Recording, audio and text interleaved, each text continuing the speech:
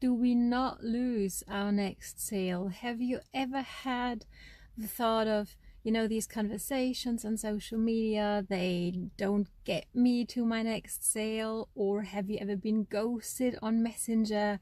Or have you ever thought that conversations on social actually don't go anywhere?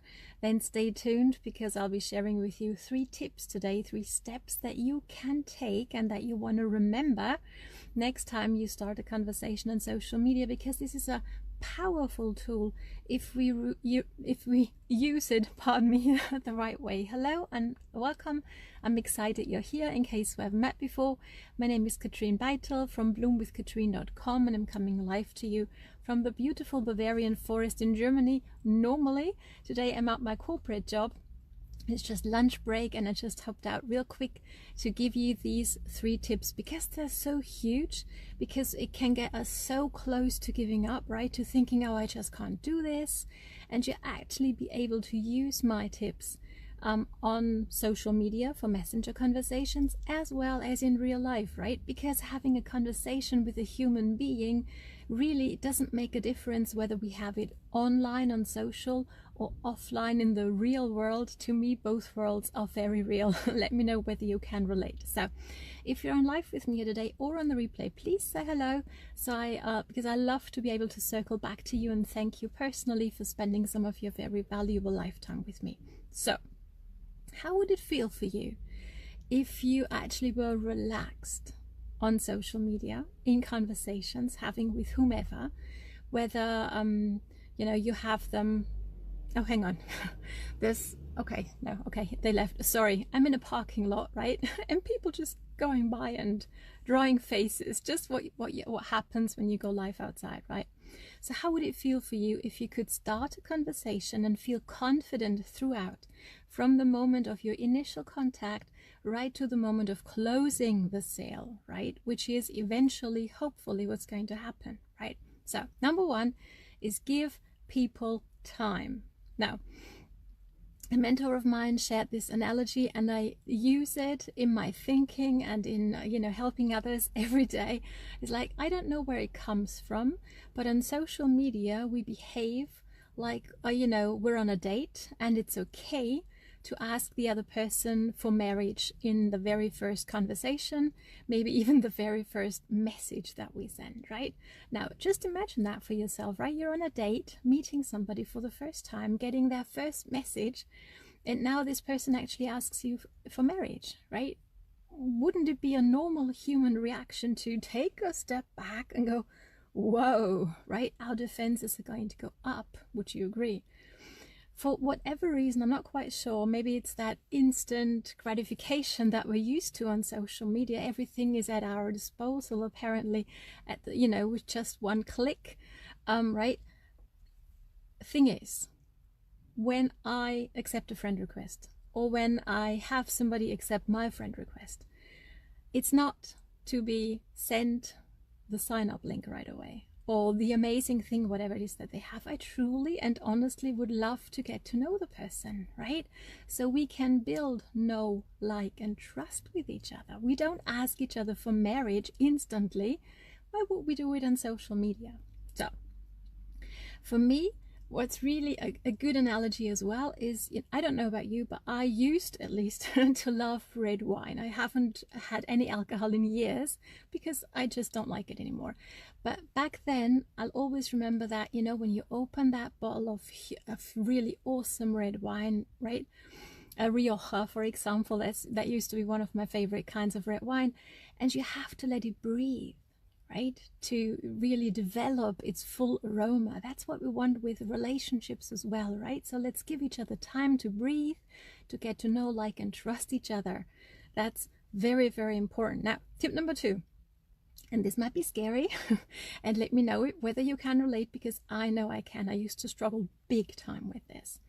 You want to ask for what it is that you want. You want to ask for the sale. And you want to do it, and this is something I learned from Matt Morris, you want to close early and often, okay? And this used to so scare me. Let me know if I'm the only one or whether you can relate a little bit, right? So what happens is we have that conversation, we build the know, like, and trust, and we finally get to have a conversation about what it is we have to offer, right? And by the way, from the initial contact and having that conversation doesn't have to take eternity. Right?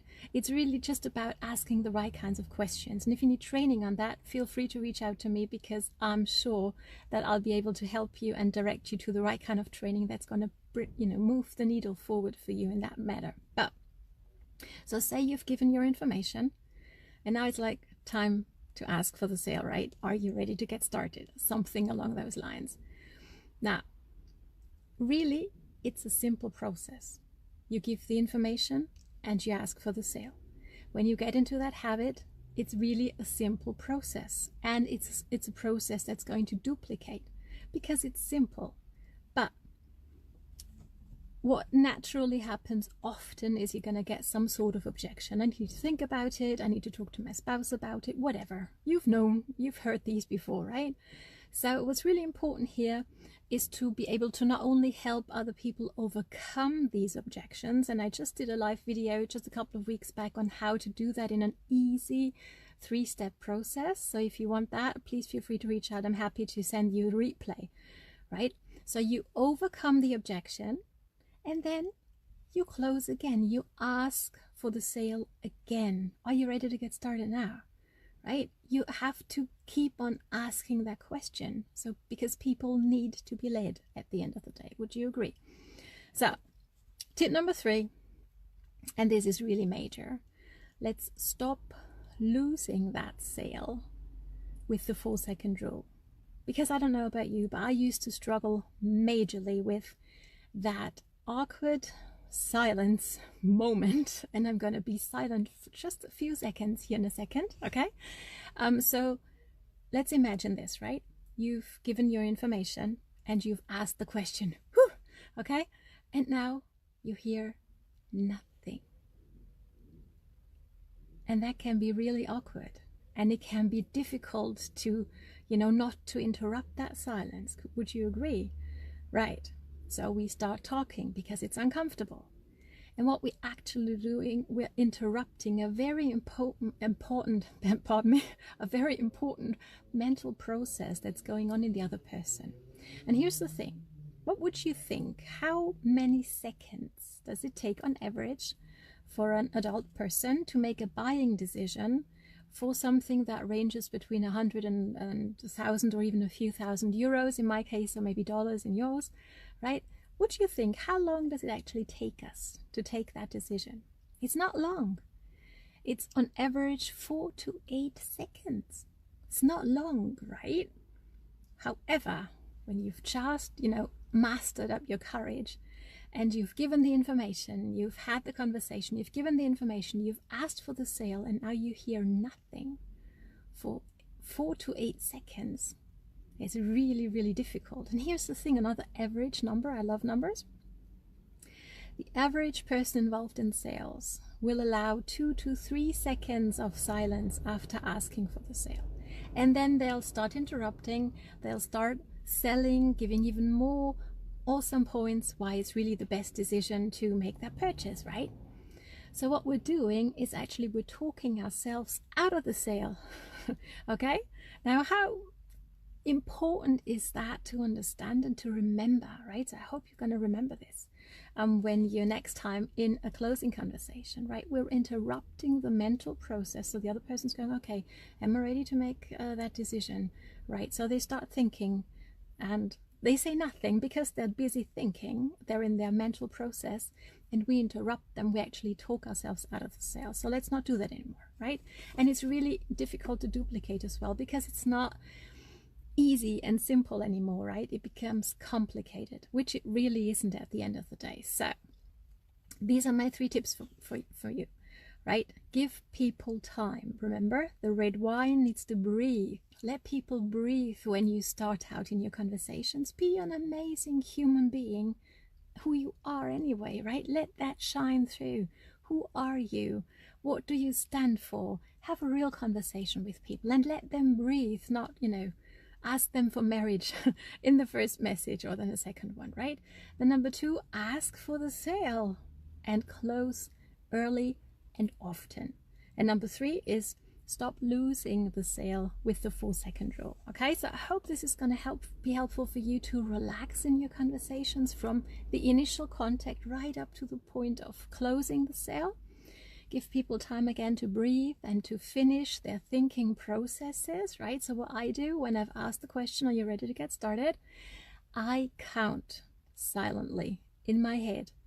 1, 2, 3, 4. If I still don't hear anything, I might actually count up to 6, so as to not interrupt the other person's mental process, okay? Again, in closing here, if you're not sure on how to overcome that objection, that are always going to come up. It's just normal, right? People have objections whenever we offer them something. That's normal. So if you need that, if you're not quite sure on how to do that in 3 simple steps to overcome any objection, please reach out to me. I'm happy to share the replay of that video for you and fill you in. So thanks so much for watching. I hope this was helpful. Let me know, as always, what was new for you, what was maybe an aha for you, and above all things, what are you going to implement from here on out? Okay, so again, thank you so much for watching. Have a pleasant day, have a successful day, and enjoy having your conversations, whether it's on social media or offline. So see you on the weekend. Have a great one. Bye, Katrin.